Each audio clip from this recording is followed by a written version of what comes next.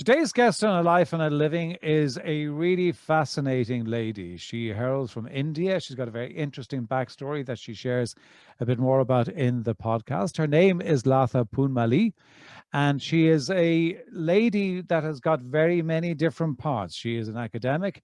She's an author of a book, The Expansive Leadership, and she's also a tech entrepreneur, and we talk about all of those different subjects. But she really has published a quite fascinating book. As I said, it's called Expansive Leadership, Cultivating Mindfulness to Lead Self and Others in a Changing World. But we talk about that shift in mind state. We talk about emotional intelligence, how you can develop it, how you can grow it. And we talk about how you really can bring mindfulness into the organization, but not just as a something that we do or whatever it might be, but actually how we connect with other people and how that gives us the space to do the thinking and to actually respond rather than react. So this is a really, really fascinating interview, and I certainly know that I will have Latha back on the podcast again because she really is quite extraordinary. So please sit back and enjoy this very, very interesting podcast with Latha Poonamallee.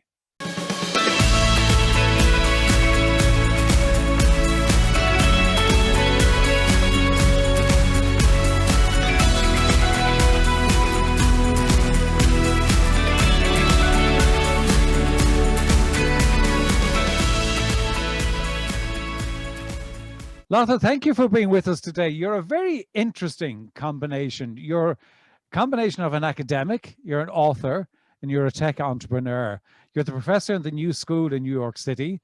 You're the author of Expansive Leadership, Cultivating Mindfulness to Lead Self and Others in a Changing World, which I want to come on and talk about a little bit later.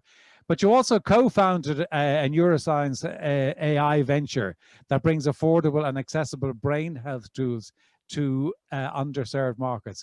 That's an interesting combination. Was this all part of some grand plan, or did it just happen? I think to some degree it happened, and I think that I have been doing some work on social innovation. In my previous institution, I founded the Center for Social Innovation at the university called Michigan Technological University. So I've been doing some research on social innovation and social entrepreneurship.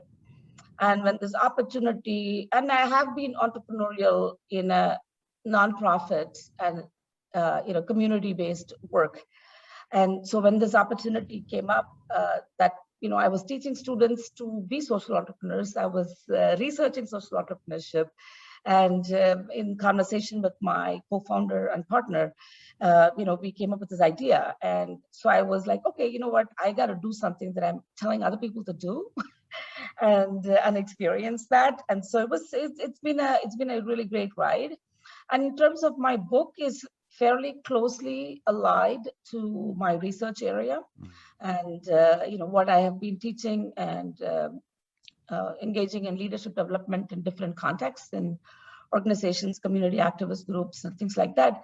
And so in a sense, like there is a grand plan. They are all connected in some way. But can I talk about the AI venture that just for a moment? I said I want to come and talk about the book, but you talked about the brain health tools. So what are the brain health tools, and who do you bring them to? So what we are doing right now is that we are not, the company's name is InMed Prognostics, and we just graduated from the GE Healthcare's Edison Accelerator platform.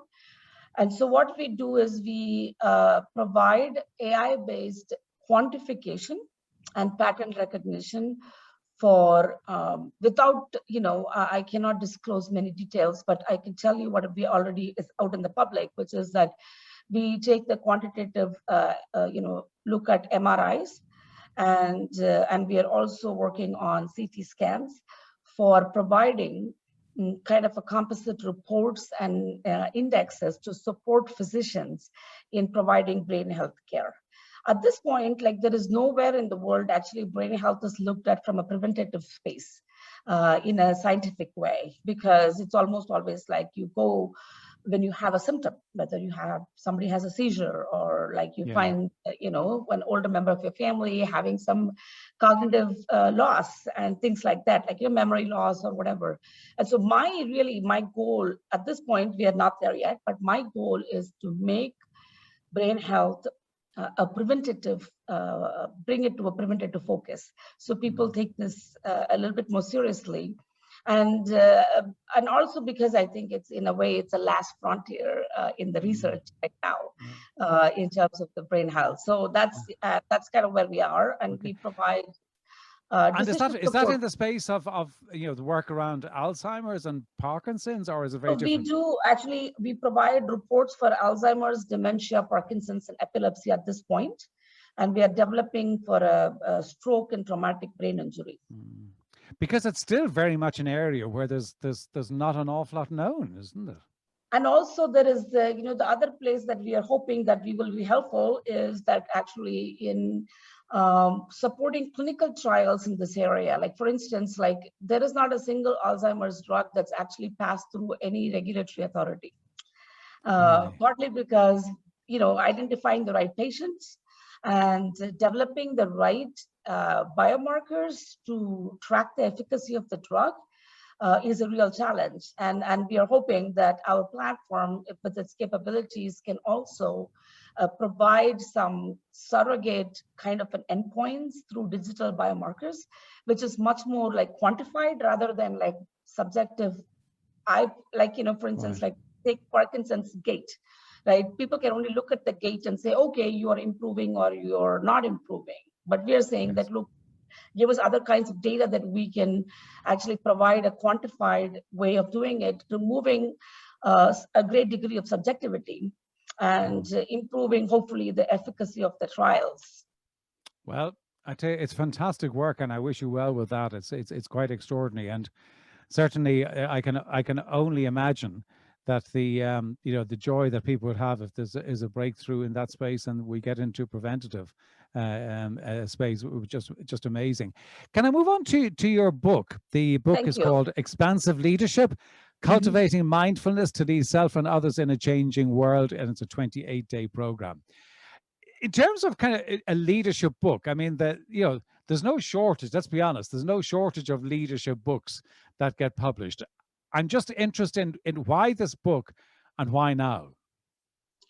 I think I agree that there is no shortage of leadership books. And so one of the things that I find in, my PhD is from Case Western Reserve University. And so I trained under Dr. Richard Boyatzis, who is kind of like considered to be a leading thinker in emotional intelligence and social intelligence. And so, coming from that and having been a teacher and a leadership researcher for a while, I think one of the things that I have tried to do is to really look at getting some, everybody understands that, say, emotional intelligence is important, but actually, how do we improve it? Right? And that is something that actually is very little research. And I published a paper like a few years ago of using like an app-based tool. So I'm a pretty tech, savvy and tech-friendly person. In fact, last year I had a book out called Harnessing Technology for Social Good. And so I like the idea of this. But with mindfulness practice, like to step back a little bit, is that I would consider myself like a very emotional late bloomer, but I have been practicing mindfulness for a very long time. And I think that's helped me a lot. And so I started, in fact, I was very hesitant to start introducing it in classrooms because I was at that point teaching in the technology school, which had like predominantly like, male undergraduate engineering students. And I was feeling, and they were like feeling embarrassed to sit in class and practice. And all very left-brained people. Exactly. And I said, look, if you're feeling embarrassed, I am feeling equally embarrassed because I've never done this in this setting. And so, I started trying a little bit, and I've now developed a whole, well-tested curriculum in terms of how to use mindfulness. And the other piece of it is, so mindfulness, I look at it as a mode of inquiry, a mode of learning, and a mode of growth, and a mode of support. Because what the expansive leadership as a model requires, or at least like, demands is for leaders to be really truly honest and self-reflective in this current very polarized and politically charged environment. Right. I mean, like, you have, because I also run another program, or I'm co-founder of a program called C-Suite for Justice, Yes. which brings together, senior level executives who are very committed to, it's a by invitation program, and people that are really, we feel like, ready to kind of engage in very deep identity related work.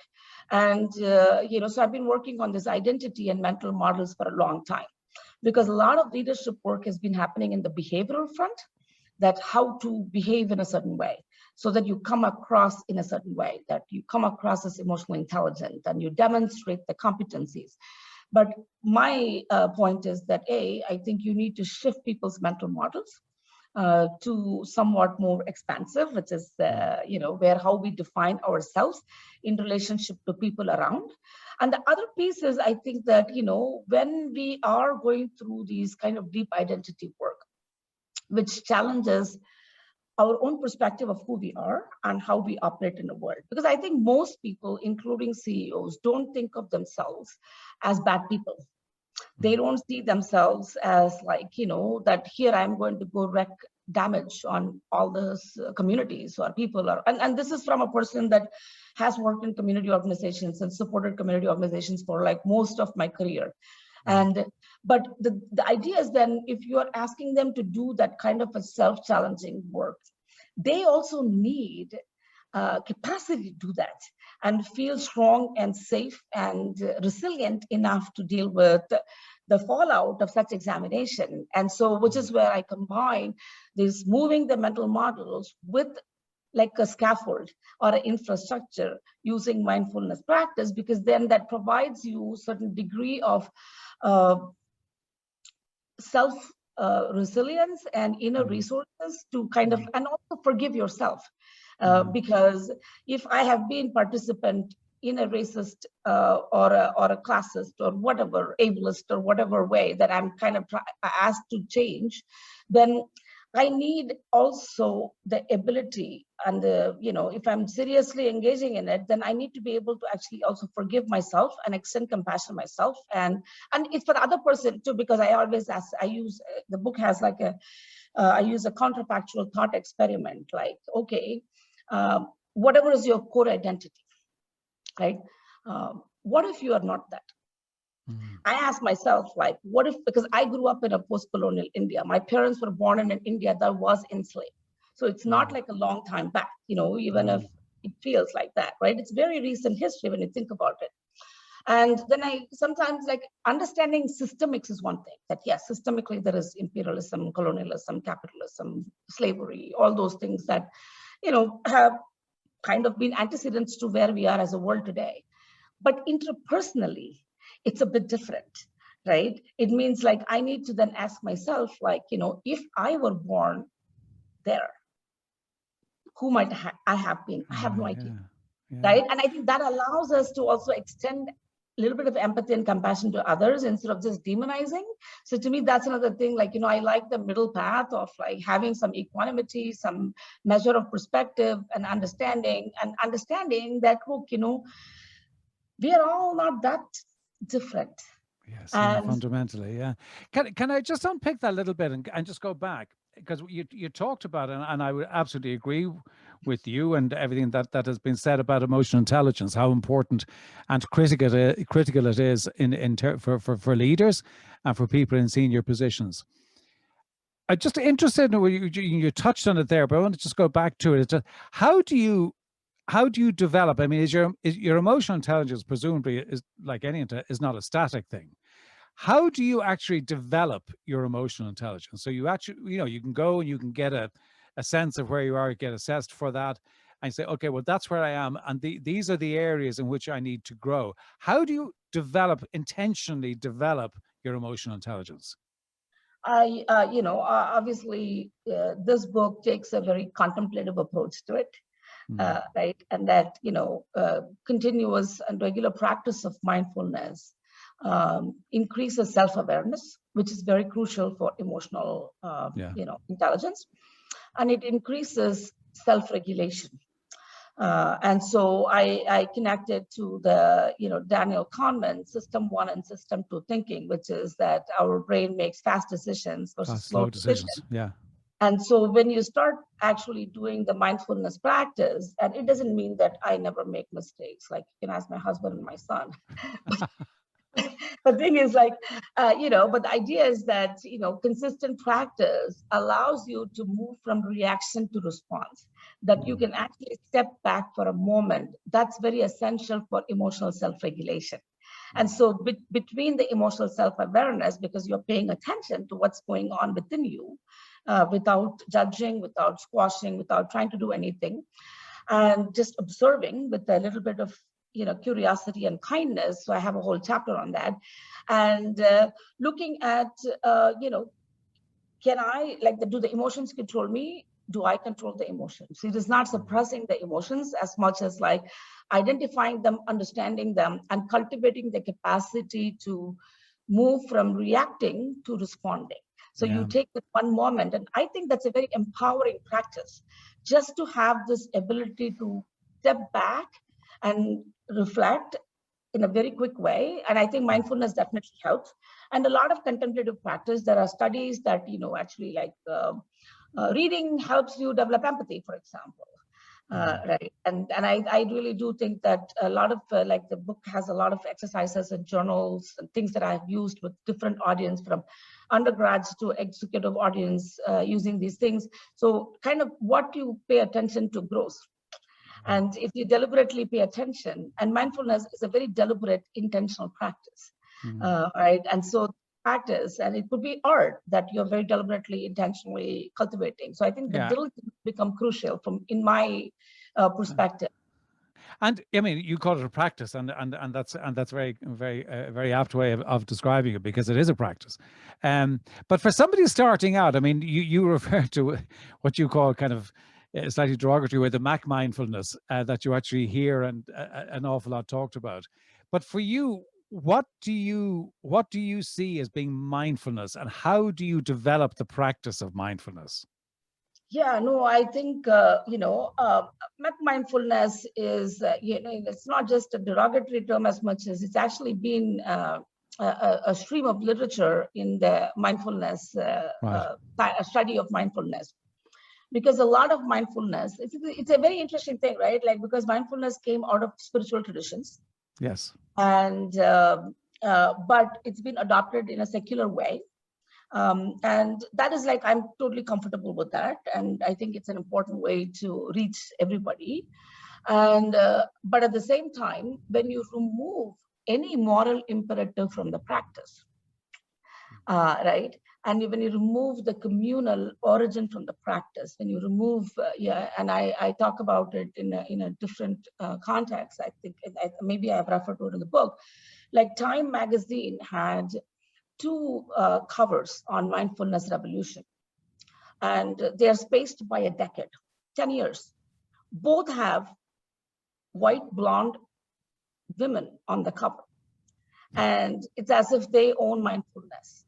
And so to me, so I know that I make a pretty harsh kind of a statement that, when it is removed from moral and communal roots, and when it is appropriated for capitalistic purposes, to either keep the employees quiet, so that, they're focused, because I think you really, where I come from, it is this, right? For example, take education. Education for me personally, I don't come from an affluent family. I grew up in a non-affluent family in a very non-affluent country. India is a lot better than what it was when I was a young girl. And so to me, education has truly been a tool of social mobility personally, as an individual. Similarly, mindfulness can be where I get better in some ways, I get stronger, I get, I have more focus, I have more attention, I have more successful record because in exams and whatever, because it does help. But the minute you do that only at the individual level, similar to education or mindfulness, what happens is then you are dividing this individual from the collective. That if it does not enhance social well-being, if it does not enhance, because mindfulness is supposed to be a community activity. It's supposed to be, doesn't mean you have to do it together, but it is a communal resource. It belongs to the commons. We don't know who developed it, right? We don't know this one person that developed it. And so, which means like it's a communal, it's a commons. And so it's meant to be a common resource for everybody, which is why I always say like, no, everybody is allowed to use it. But that's where I'm separating, where if you remove that, instead like my model and the book is where you move from individual to interpersonal to kind of a collective and back, because we are not separate, we are part of a system. And there's no point in me becoming very self-enlightened if I don't open doors and bring other people along. Similar to education, if I don't open doors for other people, like I think Vice President Kamala Harris, I said President, Vice President Kamala Harris said, like her mother said. You might be right sometime in the future. Exactly. She said, like, you can be the first person to, be something, but make sure that you're not the last person to be that. And I think to me, that's where I'm saying that, like, if we use it either in service of just capitalistic or, in a very colonizing way, I'm very much opposed to it, but I want everybody to use it. And so that's a real struggle. So, and in terms of the other piece that I want to really highlight is that, I don't see mindfulness as a kind of a mountaintop activity. It doesn't, because then it is not actually accessible to everybody. That, like many people that actually need it, maybe they're holding 2 jobs, maybe they are doing minimum wage jobs, and maybe, they have like 5 kids that they have to homeschool in the midst of pandemic and working from home. They don't have to necessarily be like really, financially only deprived. There could be a lot of stress in many ways, and they may not have the luxury to actually go away to a very nice retreat for 3 days in Ireland, which I would like to go, but the thing is that, like, then we need to make it accessible for people, like in the moment. So for me, that's the really critical piece. Like, this practice, when you put some time in, when you're diligent about it, is that you should be able to call on that state anytime. And is that about building that? Sorry, Latha, but is that kind of building, say, doing 10 minutes in the morning or 15 minutes in the morning or whatever it might be? Is that what you mean by building the practice? Yeah, 10 minutes, yeah, exactly. And it could be 5 minutes, it could be 3 minutes. And I always teach my students in New York City to practice in the subway, because we are all stuck in the subway. And New Yorkers hate our subway, even though it's like, you cannot find a cheaper mode of transportation anywhere in the world, right? It's like $2.75. You can go anywhere. I mean, like, there are no zones, there are no peak times, no nothing, but we all hate it because it's kind of our life. And you're like usually packed in the peak hours in your travel. And I say that's like the perfect time to practice loving kindness meditation, because then you also transform your own experience in some way, right? Like, you're able to kind of like change your perspective, and you're able to change your experience, but you're able to practice. So finding that time to do it, like whether it's like in the car, whether you're like driving from, home, work to home, and any mother that works and has driven know that, like, you got to stop outside the house for 3 minutes to reframe, so that you're switching from your home work mode to your home mode, with kids coming in and like demanding time and things like that. And so it could be any time like that, but I think diligent practice is important. I think, and is that about focusing on breathing? Is that just about focus? Do you do it just focusing on breathing, or do you use a mantra, or is it anything that works for you? I think that I joke saying that, you can use the name of your favorite loved person, because I don't believe in mantra as like something that is secret somebody is given to you, but it's almost like, think of it as like, what you're trying to do is basically, there are 2 different types of practice that I have, used and that people know. Is that one is in terms of being aware to the environment. That's called open awareness, which is more like paying attention to everything around you, and around in you too. And the other is like bringing some focus. And so the mantra is a focus practice, which is basically that thinking of it as like, think of it as like a lasso or something that you bring your thought, your mind back to this. And so for that moment, you're saying like, okay, like, I'm very stressed and I'm going to be anxious and I'm ruminating in the anxiety, whether it's because I'm waiting for a call from a job interview that I'm so excited by, or I'm waiting for an investor. In my case, I am actually waiting for an investor right now. Right. So it's very difficult not to ruminate on that. Is like, what's he thinking? What's he doing? Did I like pitch too high? Did I pitch too low? Should I like, and to kind of at least like comment and say that, look, you know what, like he's going to do his thing. Yeah. And my ruminating is not actually, so that is like to me emotional self-regulation. Yeah. Right? The rumination is actually a failure of, so you're not taking on anxiety that you cannot really control. And so to be able to kind of let those things go and focus on the moment, whatever is at hand, Yeah. it might be things that I can do. And so, so I think that for some people breathing, is a little bit difficult for whatever reason. Especially like, people talk about trauma and breathing sometimes it's difficult. But I personally find, and I find that for many of my students that I have taught over like, level couple of decades, is that breathing is like one of the easiest things to access because we're anyway, the way I frame it is like we're anyway breathing. So it's not like something extra that you're doing. All you're saying is like, just notice the breath. I think also the thing that I would find about it, I mean, and I'm somebody who would be a great believer in mindfulness. I would not regard myself as good at it in the sense of I've got a butterfly mind. But one of the things that I do find with it is that the fact that you build it into your day, when something happens that stresses you, it's something that you can go back into. Right. I mean, it's what you were saying is a stimulus. I always think of Viktor Frankl's book In Search of Meaning, where he talks about the space between stimulus and response is where you can grow. And I think that's very true. If I could bring you back to the book, I know where we're talking about the book, but you've written the book like a 28-day program.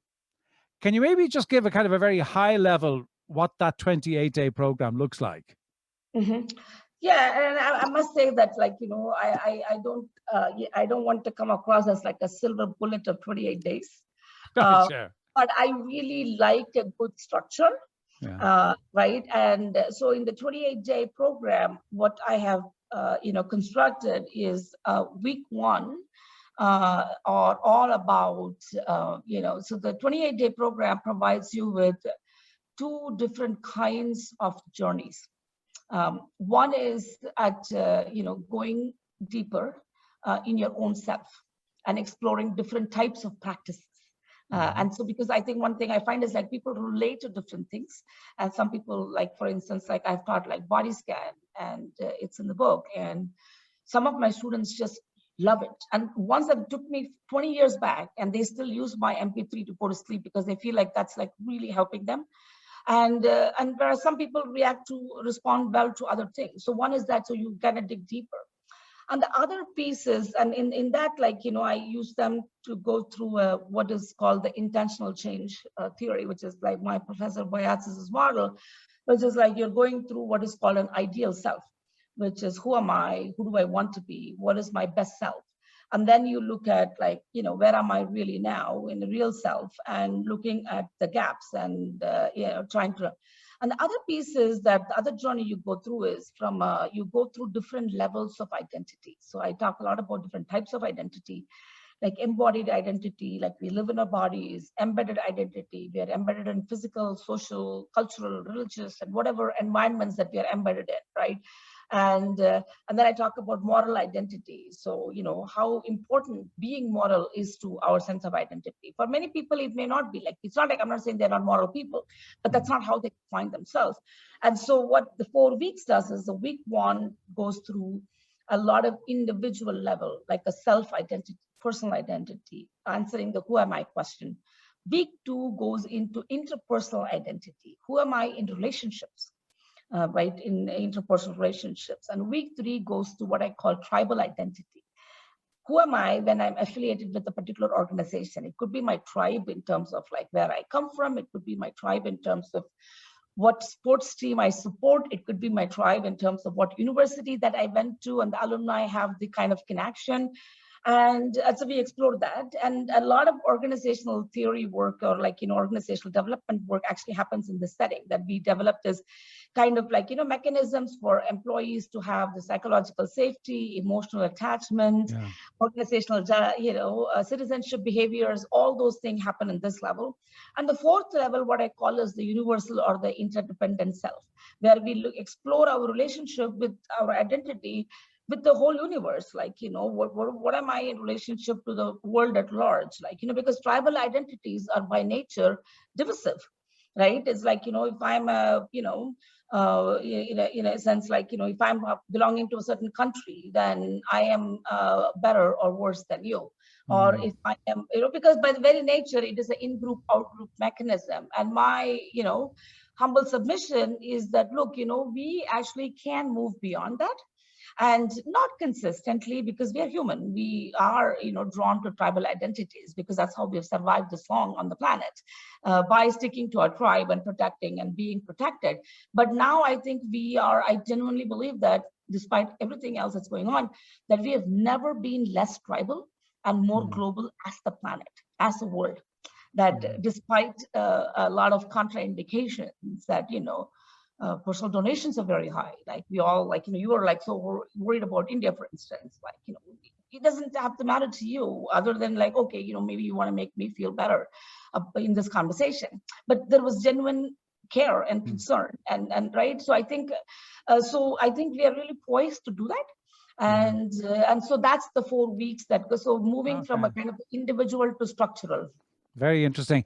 You mentioned earlier on, and I just was curious about that. You mentioned that you're the founder of the C-Suite for Justice. Can you maybe just talk a little about that? Because I mean, these are people that are committed to making the organizations more inclusive, just, and equitable. I'm just wondering, you set that up. Kind of, what was I mean, I think I understand why you're, but I'd love to hear in your words how you set it up and how you sustain it. So, I don't know yet how I sustain it. I'm going to, right now it's in a pilot stage. Right. And so, which means it's not financially sustainable. It's basically our time and participants' time, because they're giving us time to help us think through some of these things. And where it came from is I actually also am the, founder of, we just concluded the first year series called Management and Social Justice Conversation Series. Because I believe that most of the world's work happens through organizations. And so, so management and management theory and practice informs how we make decisions, how we allocate resources, how we grow people, and all those things. And so I ran this conversation series, and we are going to restart in the beginning of the next academic year again. And that was a public series that brought together a lot of academic scholars, activists, practitioners, and on these topics of different topics pertaining to how management and organizations can be vehicles for social justice and equity and inclusion and being just a better world, right? And so when I started doing that, and it was a public conversation, and it's been very gratifying, and it's definitely one of my high points along with this book from the pandemic year, because I've been able to hold the space and participate in this conversation every 2 weeks. But what I realized at that point was that that's a public conversation where people come together with some great degree of stake, because they're interested and invested in the area. But then this was also kind of paralleling, we just concluded this anniversary of George Floyd murder yesterday. And the program started, the program was conceived before that, but then it started, before the George, So what happened was, because it started in 2020. And so what happened was, I started thinking about how much the CEOs and the C-suite leaders are suddenly having to face, right? They have to keep the jobs of people. Right? Because in the pandemic, that itself is a big accomplishment. And honestly, I had to put my employees on furlough for 2 months because I just didn't have any resources to be able to keep them on. And fortunately for us, we have a really great organizational culture that these people not only stuck with us, they worked through the 2 months without any salary, which is extraordinary. But the fact is that people kind of forget that leaders are also, they have limited latitude. It is not like they have unlimited freedom, that like we have a magic wand and everything gets different tomorrow. It doesn't happen like that. So I believe that, the moral arc bends slowly. And so which means, like, I was thinking that, look, if this is what's hitting all these CEOs, the pandemic hit them. So they were like, they had to like really regroup about how to work from home, everybody working from home, and the mental health challenges. People then have, children homeschooling, and then all of a sudden we are seeing children and dogs and cats in the meetings, and right. And then you also have which is absolutely important, which is the attention to the racial equity issues, right? Which is because obviously the Black Lives Matter protests last year became a global phenomenon. It was not just the US phenomenon. It unleashed like the global kind of an attention on that. And it is not very particular only to, what it might look, the groups might look different. But in different contexts, and in certain contexts that are very homogeneous, maybe there are other differences and other kinds of inclusion, exclusion that happens. Here, it's obviously very explicitly, race-based exclusion that we are talking about. And so I was wondering that, like, what about the C-suite executives that are, or incumbents, that are really interested in actually being agents of change? But they also need like a space where they can actually be supported and have a peer learning kind of a community, where they can actually share their challenges. And that's why I'm saying this is a very private group. I don't want this to be like a fishbowl exercise. They need to be able to actually share and trust and share some of their learnings, their challenges, their visions, which is why I'm saying that there needs to be a certain readiness to participate in that. But at the same time, understanding that this is going to be also a community of practice and learning and experimentation, because we kind of forget that they are humans too. That it is not just like they're robots, they are also humans, and they have similar challenges like we do. They don't, and I think they have probably like have to develop like a stiffer armor in some ways to occupy those. And I kind of believe in, I'm one of those people I'm very cynical about organizations, because I think when you put our people together, there is going to be dynamics that we don't expect, and of hierarchy, power, and things like that. But I'm very, very optimistic about individuals, that human beings can change and grow and have the capacity to be better and become better and better people. And so that's kind of the one. It's fascinating. I mean, I say you're at the early stages of it, and I certainly would be interested to see how that evolves, because I think it's a great idea. I think it's a great concept, and I believe that if you get a group of people of like-minded thinking, they can actually have an impact. They can have a real impact in the world. I do have actually, because since this is a first cohort and a pilot cohort, we put together a fairly small one, so we can kind of like, study that more closely.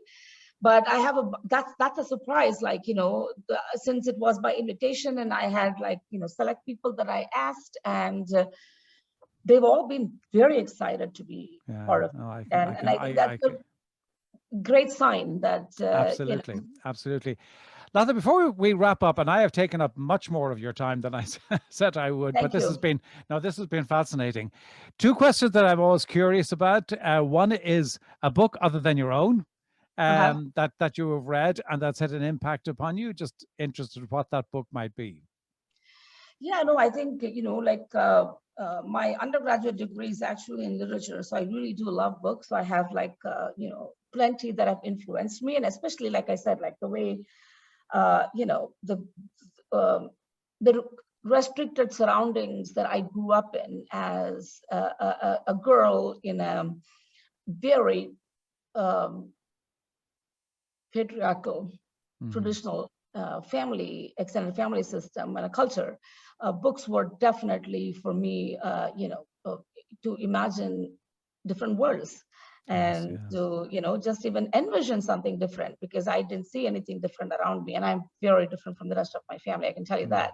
And I mean, they still embrace me, but, it's not, these things don't come easy.